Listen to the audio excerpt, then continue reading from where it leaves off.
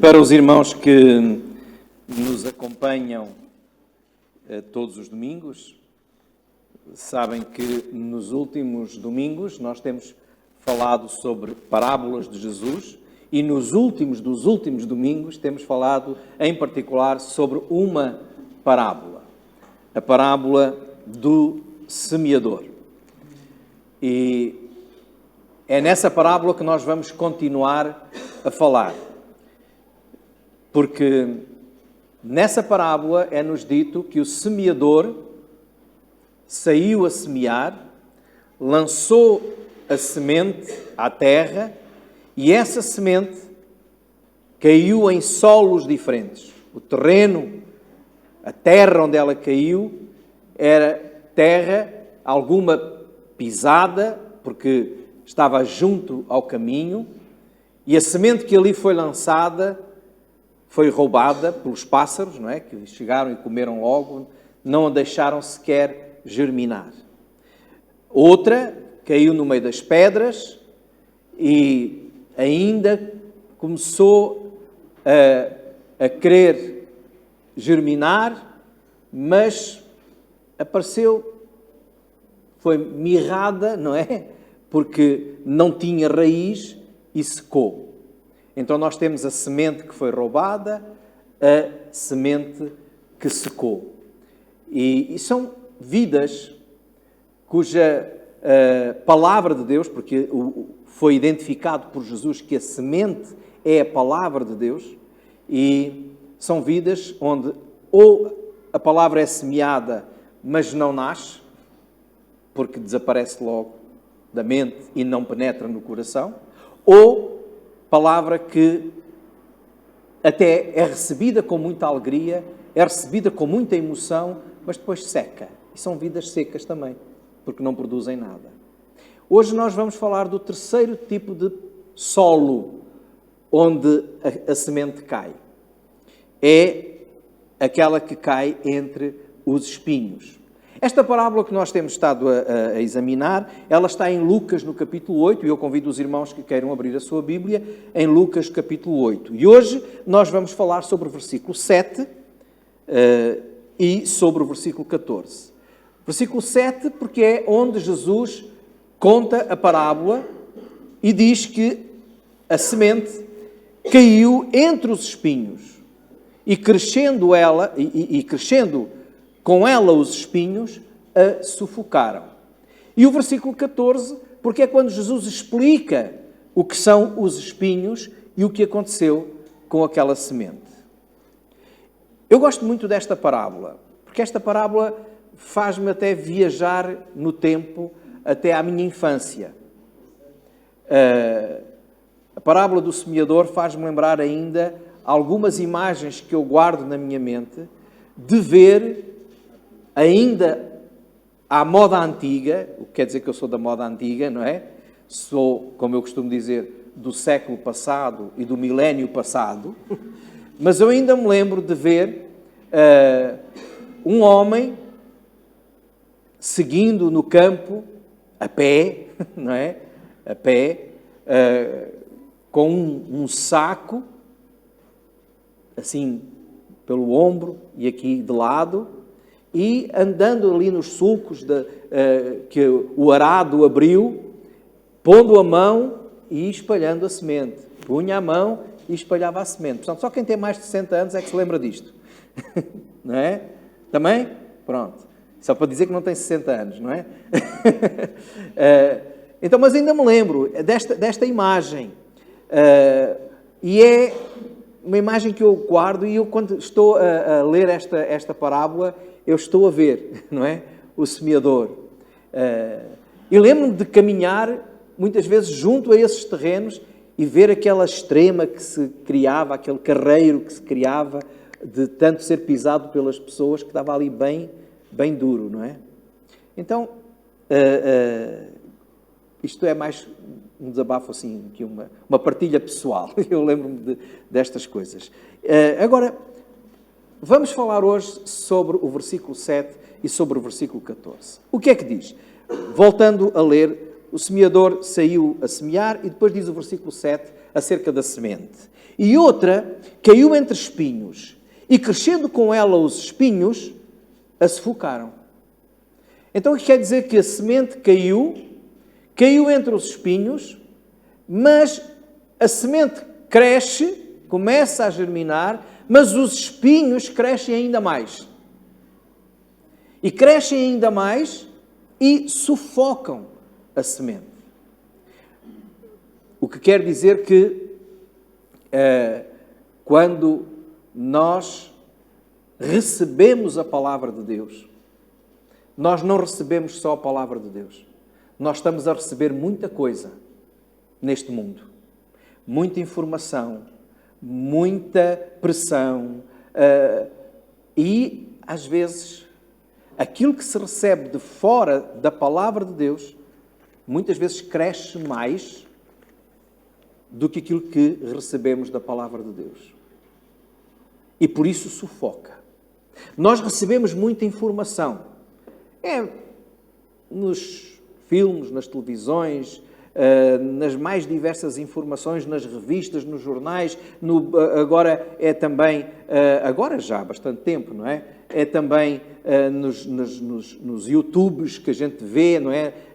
Nos vídeos, nos artigos que se leem na internet, nós recebemos muita coisa.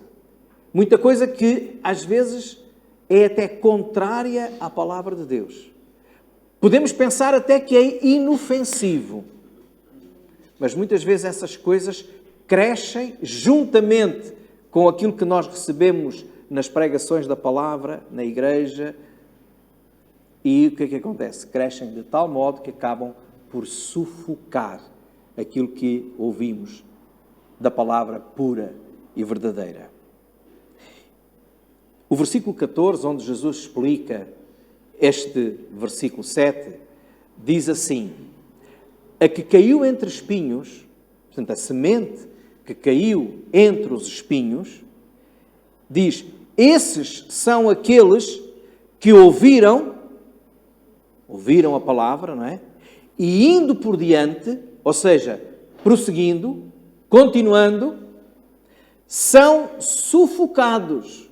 Agora, o Senhor identifica aí, em Lucas, no capítulo 8 e no versículo 14, o Senhor identifica o que é que sufoca. E o que é que o versículo diz? Era bom até que alguns irmãos, aqueles que ainda usam a Bíblia, pudessem até sublinhar estas palavras para não se esquecerem. O que é que está lá? São sufocados com os cuidados e as riquezas e os deleites ou prazeres da vida. E não dão fruto com perfeição. Marcos, que também conta esta parábola no Evangelho de Marcos, e eu tenho aqui também feito essa comparação, ele diz, acrescenta onde diz cuidados, ele diz cuidados deste mundo.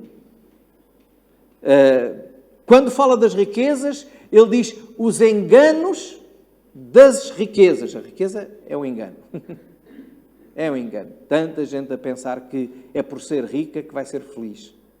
E quantos ricos não são infelizes? Não é? Quantos ricos não vivem tristes, desfeitos, mas com os cofres cheios?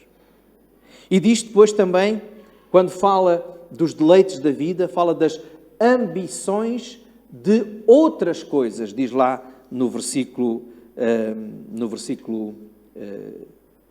19 de Marcos 4. Ambições de outras coisas. Mateus diz ainda, quando fala dos enganos das riquezas, ele usa uma outra expressão, ele usa as seduções das riquezas, no Evangelho de Mateus, no capítulo 13. Todas estas coisas sufocam a palavra. Então, o Senhor Jesus está a dizer que estes, por causa disto, ou seja, por causa dos cuidados do mundo, por causa dos enganos ou das seduções das riquezas, por causa da ambição ou das ambições, porque aparece no plural, o que significa que são muitas, ambições de outras coisas, estes são crentes cuja vida espiritual é sufocada. São vidas sufocadas. Porquê? porque a própria palavra de Deus neles é sufocada.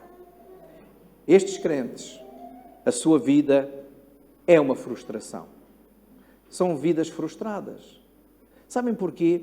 Porque eles aceitam a palavra, concordam com a mensagem que está a ser ouvida ou que está a ser lida na palavra, desejam até dar resposta aos diversos desafios que a palavra de Deus apresenta, até começam com muito boa vontade, mas diz lá que o versículo 14 de Lucas, indo por diante, ou seja, na caminhada, continuando, prosseguindo, o que é que acontece? Estão rodeados de tantos impedimentos, impedimentos esses que, como já disse, crescem juntamente com a semente, que são cada vez mais e que sufocam todas as suas vontades, todos os seus desejos. Estes impedimentos, estes espinhos que aqui são falados, vão aumentando e nunca vão diminuindo, afastam a pessoa dos propósitos de Deus, afastam as pessoas da vontade de Deus e acabam por dar mais valor, mais importância, mais prioridade aos seus próprios propósitos. E por isso não conseguem viver numa vida cujo propósito seja a glória de Deus, o viver para Cristo. Que coisas são estas? Sei lá, tarefas que temos para realizar, ocupações. Quantos de nós não dizemos, ei, esta semana, olha, ainda eu, esta semana respondi, esta semana foi uma semana muito cheia, muita coisa, não é? E às vezes não há tempo para Deus. As tarefas, as responsabilidades, as preocupações, tudo isso acaba por sufocar. E em relação à vida espiritual, em relação à obediência à palavra de Deus, aquilo que mais se ouve, depois eu faço, depois eu digo, depois eu cumpro. Reparem que estas pessoas são crentes. Não há oposição em relação à palavra de Deus. Não há rejeição em relação à palavra de Deus. Há vontade de ir adiante. Há vontade de obedecer. Há vontade de produzir fruto. Mas não passa disso. É só vontade. É a diferença entre aquela pessoa que chega à praia, está calor, e vocês agora estão a viver esse calor, não é? E têm muita vontade de ir dar um mergulho daquelas águas fresquinhas, não é? E tão boas para refrescar. Então há aquela pessoa que sai da toalha, do lugar onde está, lá na areia, e vai até à beira da água, cheia de vontade de mergulhar, de se refrescar. E passado 10, 15 minutos ainda está cheia de vontade a olhar para a água. Mas há outra pessoa que chegou e já há 10 minutos que anda a nadar e a refrescar-se naquela água. Eu agora estou a abrir o apetite a alguns para ir para a praia, não é? Então estão ali. Qual foi a diferença? A diferença foi que os dois tiveram vontade. Os dois tiveram muito desejo. Os dois foram até à beira da água. Mas só um é que mergulhou. Ou seja, só um é que agiu. E é assim. Muitas vezes a vida do crente é cheia de vontade, mas sem ação. E a vontade sem a ação é nada. É nada. É como quando você está sentado lá no seu sofá. Eu deveria ir fazer isto. Eu precisava de fazer isto. Eu tenho mesmo que ir fazer isto. Vou fazer. Mas meia hora ainda lá está sentado no sofá, com a televisão ligada, e ainda não está feito. É assim a vida destes crentes. Eles permitem que coisas terrenas dominem a sua mente, ocupem o seu tempo e sufoquem a ação da palavra de Deus na sua vida, não permitindo assim que a fé cresça, que se torne ativa e que a sua vida seja transformada. Que espinhos são estes que têm este poder que impedem? O Senhor Jesus identificou-os. Primeiro, os cuidados deste mundo. Os cuidados deste mundo são as preocupações. E o que é uma preocupação? Uma pré-ocupação. Ou seja, é estar ocupado com alguma coisa que ainda não está cá. Antes da ocupação, já está pré-ocupado. Amanhã tenho que fazer isto, tenho que fazer aquilo, amanhã, então fico ali, será que vou conseguir? Será que vai dar resultado? E então eu fico ali com a minha mente ocupada numa coisa que só vai acontecer amanhã e a gente nem sabe se vai acontecer. Pré-ocupado. Isso é uma preocupação. E às vezes, quanto tempo nós ficamos sentados, parados, a pensar, ou deitados, com essa preocupação e não fazemos nada. Estamos preocupados. Ou então as ocupações. São aquelas coisas que temos tanto para fazer, tantos afazeres, não é? Que não há tempo para ver a palavra de Deus germinar na nossa vida. Trabalho, muita coisa. Convívios com os nossos amigos, etc. O Senhor Jesus contou uma outra parábola em Lucas, mais à frente nós iremos falar sobre ela, mas ele falou numa parábola que está no capítulo 14 de Lucas, que é a parábola dos convidados para um grande banquete. E nessa parábola o Senhor Jesus diz que um senhor quis fazer um grande banquete, então mandou convidar pessoas. E algumas delas não foram. E há 3 grupos de pessoas que não foram. Houve aqueles que disseram assim, olha, desculpa lá, mas... e se quiserem depois confirmar o texto, poderão ver em Lucas capítulo 14, no versículo 18, e eu agora vou pôr assim em linguagem minha, está bem? Não é alterar a Bíblia, mas é só pôr um pouco na minha linguagem. O que essa pessoa diz, olha, desculpa lá, mas eu comprei um terreno, comprei um campo e agora tenho que ir vê-lo. Não é? Ou seja, estou aqui envolvido nos meus negócios, eu não posso ir a esse banquete que tu me estás a oferecer. O versículo 19 diz que houve outro que disse assim, olha, eu comprei uma junta de bois e tenho que ir experimentá-los. A junta de bois o que era? Era a ferramenta, era o material com que trabalhava o campo. Então, é a mesma coisa que estar a dizer, olha, eu estou aqui muito ocupado com o trabalho, tenho aqui muita coisa para fazer, eu não posso ir a essa festa, a esse banquete que tu me estás a querer oferecer. Houve outro que diz, olha, tens de compreender, eu casei, e lá no versículo 20 diz, eu casei e agora não posso. A mulher tem prioridade, não é? Então não posso. E às vezes as nossas desculpas familiares podem ser um pretexto para que nós não possamos comer este banquete e deixar a palavra produzir coisas em nós. Então, todas estas coisas são coisas legítimas. Todas estas coisas são coisas que nós não podemos dizer são pecado. Os negócios são pecado. Não. O trabalho é pecado. Não. Antes, pelo contrário, a própria Bíblia diz que quem não trabalha não come. Não é? Não coma também. Então, são bênçãos que Deus nos deu. A família é bênção que Deus nos dá. Não são pecados. Só que muitas vezes estas coisas, quando assumem o lugar de Deus, quando tomam o tempo de Deus, aí tornam-se pecado. Por isso é que o Senhor Jesus nos ensina a termos cuidado com estes espinhos.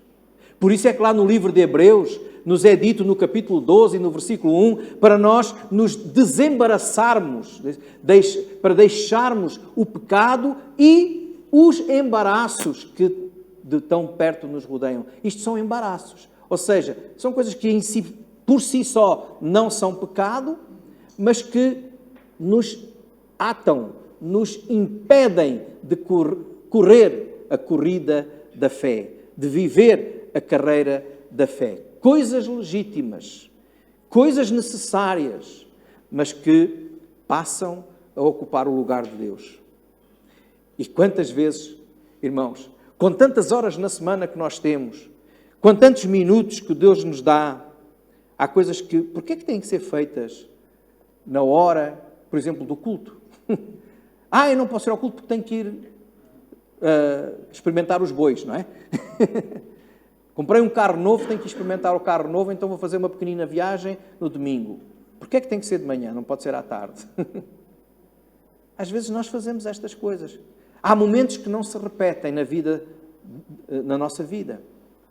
E há outros que podem ser feitos noutras alturas. É evidente, irmãos, nós temos que ter tempo para passear. Deus dá tempo para passear. Às vezes, como agora, temos alguns irmãos ausentes porque estão de férias. Graças a Deus porque eles estão de férias. Mas mesmo de férias, podem ter um tempo para Deus. Devem ter um tempo para Deus. Mas muitas vezes, meus irmãos, nós usamos o tempo de Deus para outras coisas. Que já não se repete. Então, com tantas horas, com tanto tempo que temos que Deus nos dá, nós temos que ter cuidado.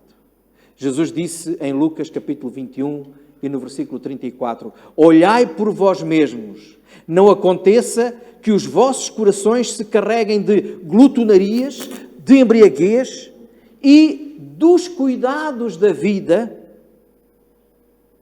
e aquele dia vos sobrevenha de improviso. Olha, estes crentes vivem sufocados por tantos cuidados da vida que algum dia Jesus volta e eles ainda estão sem perceber que Jesus já voltou, porque ainda estão a tratar do trator, dos bois, da terra e de outras coisas. Coisas legítimas, coisas necessárias, mas que não podem ocupar o primeiro lugar, a prioridade, porque isso pertence a Deus. A segunda coisa que diz lá é o engano ou a sedução das riquezas. Das riquezas. Quem é que não gostava de ser rico? Eu gostava. E ser rico não é pecado também. Agora, fazer da riqueza, do dinheiro, dos bens materiais, o nosso Deus, isso sim, é pecado. Pessoas que vivem vidas cujo investimento apenas é em ganhar este mundo. Em ajuntar, como Jesus disse, a juntar tesouros na terra. E algumas vezes nós pensamos que isso é um problema só dos ricos. Não, é dos pobres também. O rico porque é rico e tem que gerir a riqueza. O pobre porque é pobre e quer ser rico. Não é? Deus dará a riqueza àqueles que Ele entender que dará, que quer dar. A Bíblia fala-nos em Lucas, no capítulo 12 e no versículo 20, de um homem que vivia para ajuntar. Deus não fazia parte da sua vida. Colheu bastante, aumentou os celeiros, fez projetos, bons projetos. E o Senhor disse, louco, esta noite te pedirão a tua alma e o que tens preparado para quem será. Ou seja, não está mal ser rico. Ninguém fala contra os ricos aqui. O que estamos a dizer é que fazer da riqueza nosso Deus, prioridade, aí sim, é um espinho que sufoca a nossa vida espiritual e nos impede de dar o verdadeiro fruto que são os tesouros no céu. Paulo escreve a Timóteo e diz no capítulo 6, versículo 7 até 10, porque nada trouxemos a este mundo e também é manifesto que nada podemos levar dele. Tendo, porém, sustento e com que nos cobrir, estejamos com isso contentes. Mas os que querem ser ricos caem em tentação e laço e em muitas concupiscências. E é bom a gente ouvir esta palavra concupiscência, que é uma palavra que não entra muito no nosso vocabulário, mas significa um desejo ardente.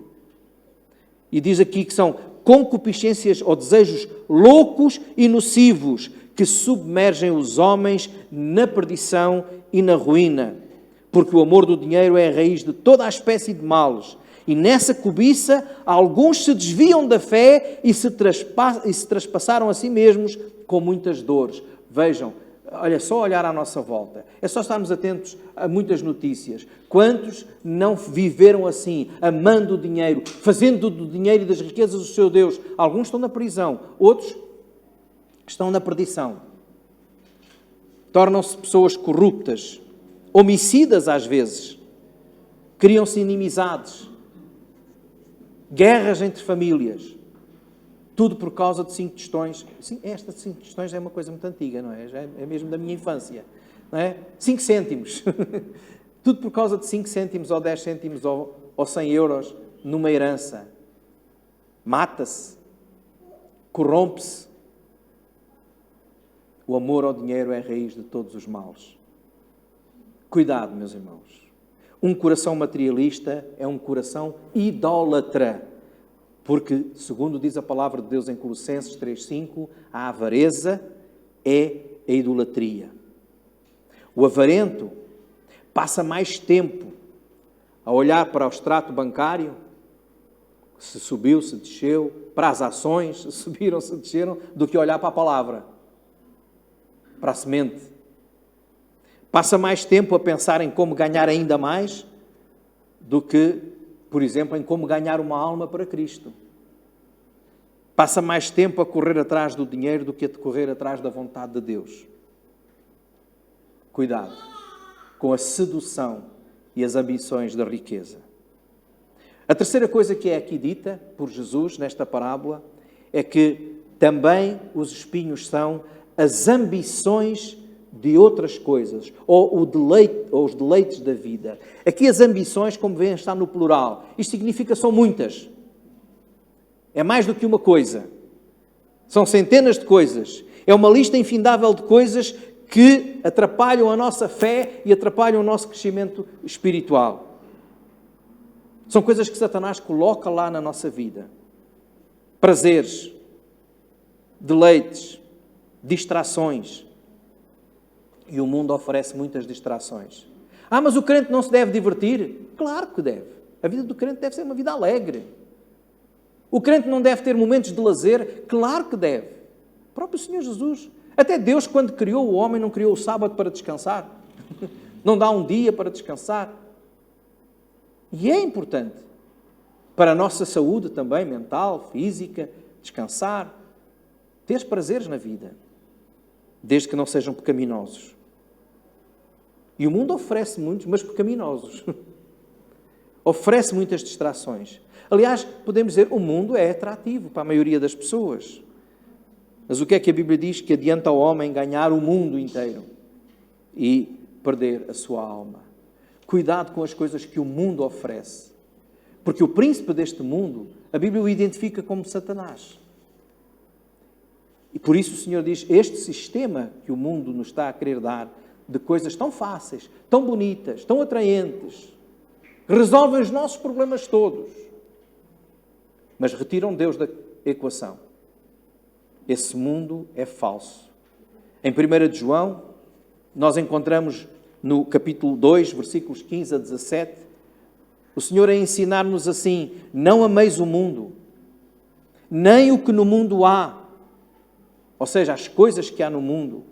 Porque se alguém ama o mundo, o amor do Pai não está nele. Porque tudo o que há no mundo, e agora veja o que é que há no mundo, os desejos da carne, ou seja, a minha vontade, a carne é o meu eu. O mundo hoje é dominado pelo eu.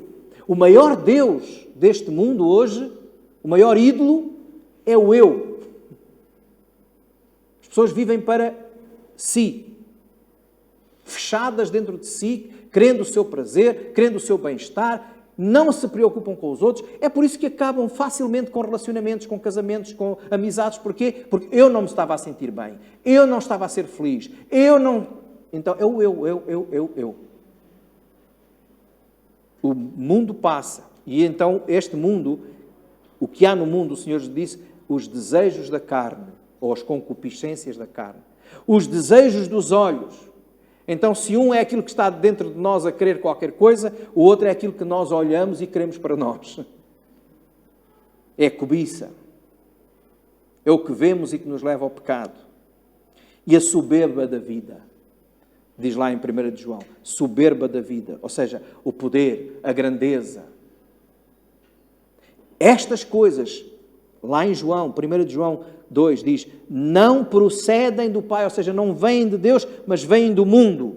E estas coisas passam, porque o mundo passa, assim como os seus desejos, as suas concupiscências. E diz, terminando esse versículo, mas quem faz a vontade de Deus permanece para sempre. A vida deste crente, que vive na ambição de muitas coisas, que vive sufocado por muitos desejos, é uma vida frustrada. É uma vida de insatisfação. Este crente é o crente insatisfeito.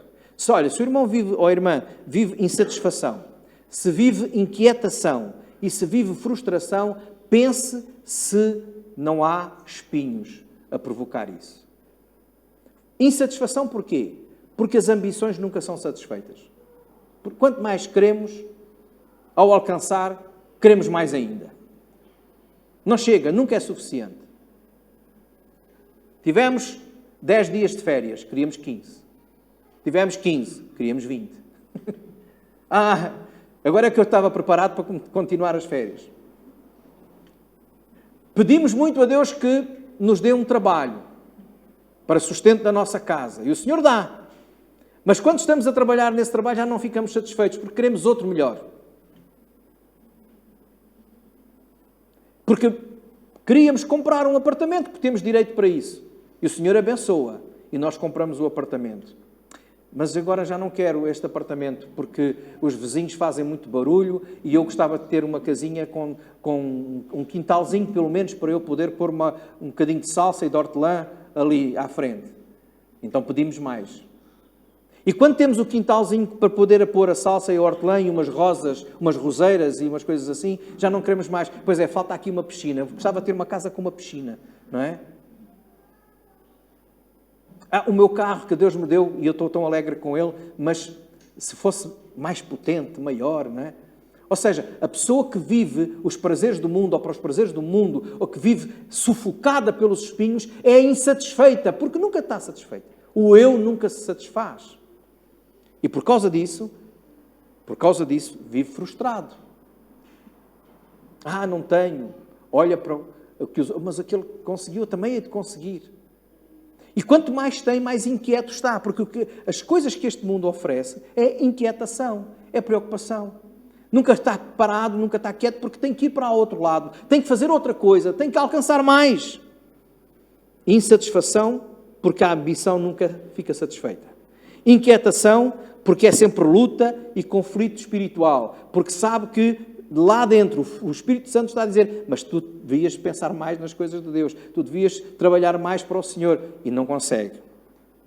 E é frustração, porque nem sequer há bênção, nem fruto espiritual na sua vida que seja bom. Por isso o texto diz, não dão fruto com perfeição.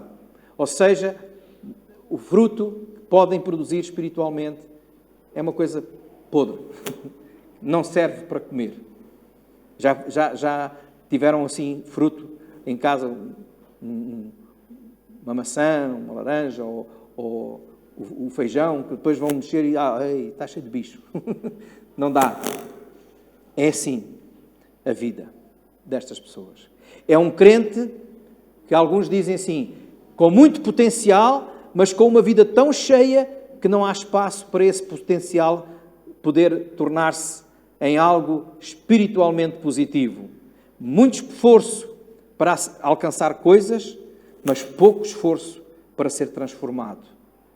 Muito esforço para ser grande, mas pouco esforço para ser grande servo de Deus. Meus irmãos, nós podemos começar a ter uma relação com Deus, e tu podes ter uma relação com Deus, um relacionamento novo com Cristo, iniciar até com algum crescimento espiritual, mas cuidado, porque as preocupações e o desejo com as coisas deste mundo e o mundo oferece muitas coisas. É por vezes maior do que a preocupação com as coisas de Deus, do que com a conhecer a vontade de Deus. Este crente é um crente infrutífero, ou então com frutos muito limitados. É raquítico na sua vida espiritual.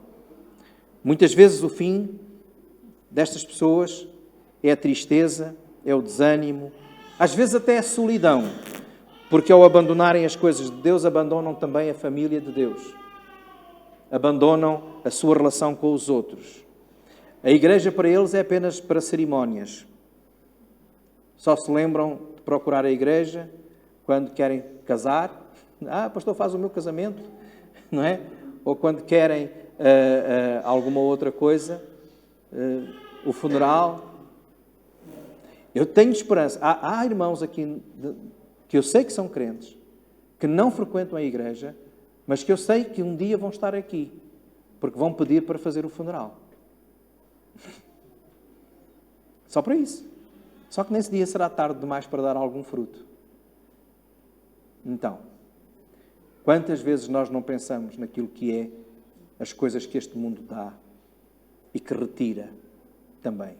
Tira bênção. A bênção de ser servo. A bênção de ser bênção para outros. Nós temos que terminar e eu só vou fazer uma pergunta para terminar. Irmão, examina o teu coração e vê se há espinhos na tua vida espiritual que estão a servir de impedimento para que não dês fruto, para que não vivas uma vida cristã alegre, para que não vivas uma vida cristã de bênção, de glória e honra para o nosso Deus. E se descobris isso, porque o Espírito Santo te convence que há coisas que estão a impedir a tua relação com Deus, o teu serviço, então confessa ao Senhor e diz: Senhor, faz aqui a limpeza, limpa o campo, queima os espinhos, para que a tua semente possa produzir. Amém.